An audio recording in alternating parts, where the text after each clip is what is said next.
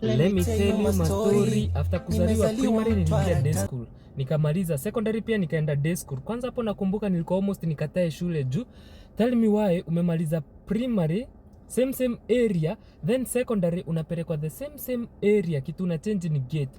Ya primary ulikuwa unaingilia hii side, ya secondary ulikuwa unaingilia hii side. But haikuwa na issue, nikasoma nikamaliza. After kumaliza sasa niko nje mwezi wa kwanza, wa pili, wa tatu, hakuna shit, hakuna job. Ndio mimi nikaingia kwa rice fields.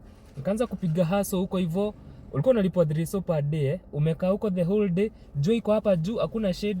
Nikapiga hiyo haso. By then nimefanya hadi welding, bado nimefanya kazi ya wholesale kwa duka. So one day God came through, politician fulani wa hiyo area akapeana sponsorship ama ndo scholarship. Ndio hiyo mimi nikaingia next level.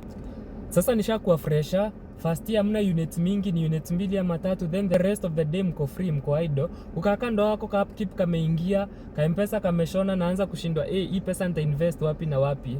A friend comes anakuambia kuna aviator tujaribu. Kukaka na aviator ina kumeza.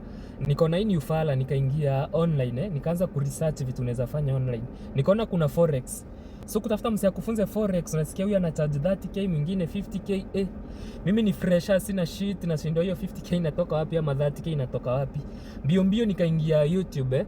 So mko pale shule kuna wifi.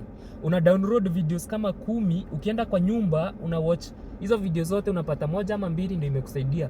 The next day unarudi pale kwa wifi, una download videos kama 10 ama 15, kwenda kwa nyumba unakuta ni moja ama 2 zinakusaidia. Hiyo haiku ni limit juu kila siku nilikuwa naongeza knowledge kwa akili. So nikaenda hivyo, nikaona forex inahitaji capital kubwa. Then one day nikuwa online katika harakati za kuresearch zile shit naweza fanya inilete do, nikakuta kuna binary trading. Kitu hata ili ni attract kwa binary ni unaweza deposit hata ka $2. Ndio hiyo mimi nikaanza kuresearch, nikajua kuna mambo na bots. Ndio hiyo mimi nikadeposit ka $2 yangu ya kwanza. Nikaanza tu hivyo mdogo. So one day nikakama up na strategy ya kuwa na grow to small account, na hapo ndo nilijiwekea challenge yangu ya kwanza. Niwe na grow ka $2 kanafika $30 a day. Nikaenda hivyo mwezi wa kwanza nikakafunga. So nikafanya $30 times 30 days ilikuwa $900. $900 ilikuwa almost 100k na kitu.